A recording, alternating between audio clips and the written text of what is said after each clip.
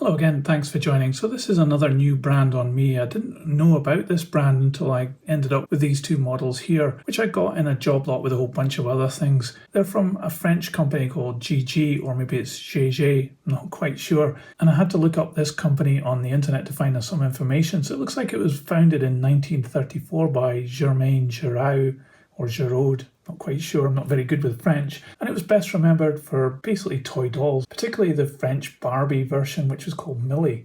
But they also produced other toys, including road vehicles and also model railways. And from what I can find out, model railways were only a thing that they did between 1962 and 1977. So that's probably the era of these two models that I've got here. One is a coach, you can obviously see that at the bottom, and the other is a gondola wagon at the top. So the box for the wagon is looking a bit worse for wear. It's been held together by this sellotape, which has been put on some time ago and is starting to just show its age as well. At the end, we can see Wagon Tomberay.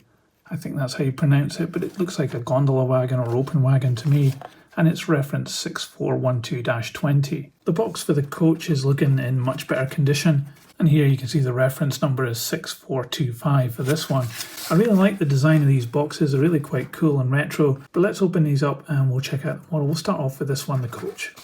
So I hadn't opened these up before doing this video, so I didn't actually know this is a red coach, but it's really quite nice and stylish, and I really like the lettering in the middle here, which is raised up and picked out in gold. There is some other printing on the side of this coach down here, but it's not very clear, but at least it's there, which is great. And you can see that it's been moulded in red and it has two grey stripes printed on it.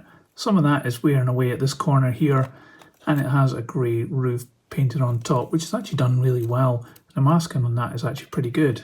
At this end, we've got an extra piece added on for the gangway, and you can see here the difference between the two pieces of plastic of the roof and the body. So the top there is actually red and then grey, so it's quite strange how they've done that piece of design work there on the model. Anyway, down here we've got two buffers, which are extra pieces which have been added into the chassis, and there's even some painting down there on the chassis as well. So there's actually quite a lot gone into this model.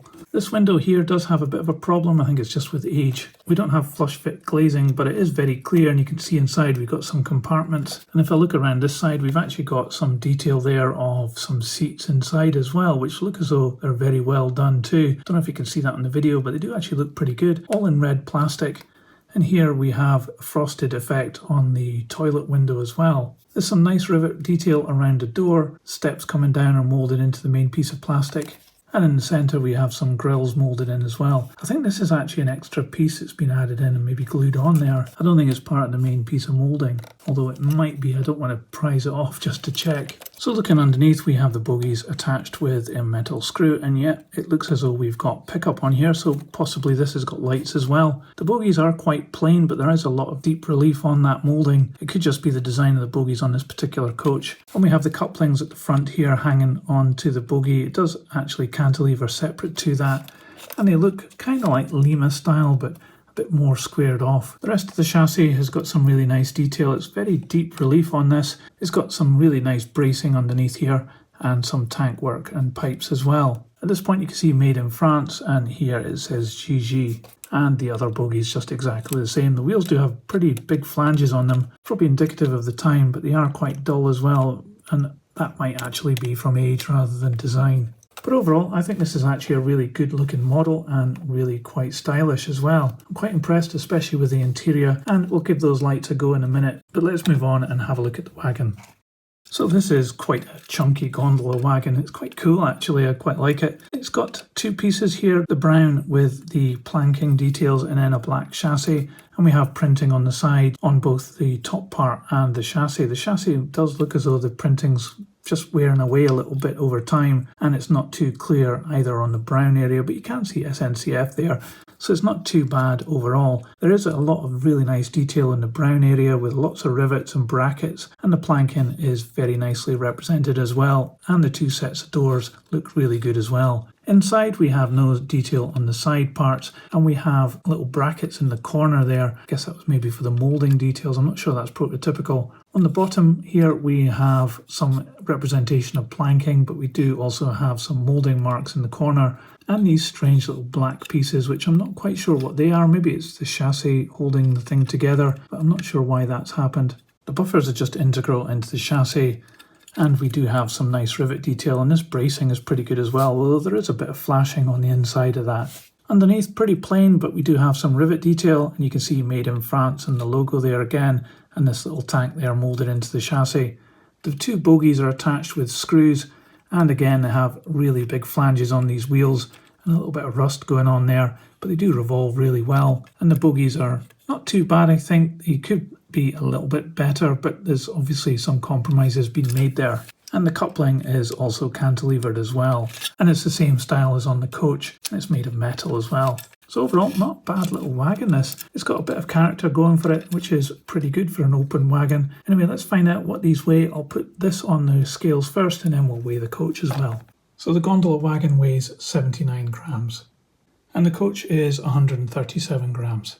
So let's see if we can get the lights on this work, and I'm just going to put some power to it with my H&M controller, just 12 volts DC, and I'll just prod it with a couple of wires and see what happens.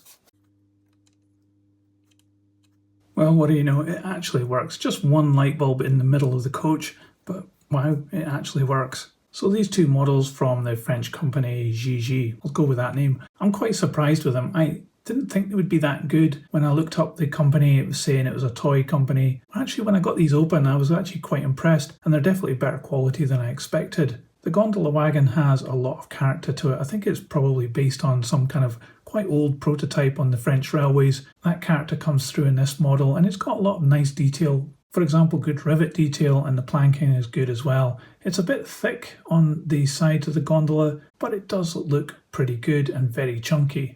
The coach has got a lot of refinements to it. The interior is really good, and I like the name boards on the side of the coach as well. They look really impressive in the gold there. Yes, there are some shortcomings with these models, but they are around 45 years old, which is quite an age for these, and I'm actually quite impressed that they've survived as well as they have done. It's always quite interesting when I do these videos. It's a new brand that I never knew existed before, and now I've got two of their models here, which we've had a look at today, and I think have actually quite impressed as well. But what do you think of these models? Let me know in the comments below. I'm interested to hear your thoughts. And if you liked this video, don't forget to give it a thumbs up as well. I'll put the gondola onto the turntable because I liked it the most. And in a moment, another video will appear. Just click on that and I'll see you there. That's it for this one. Thanks for watching. Hope you enjoyed it. See ya. So model train, model world, choo choo, model train, in tiny worlds, choo choo, model train, model world, choo choo, model train, in tiny worlds, choo choo.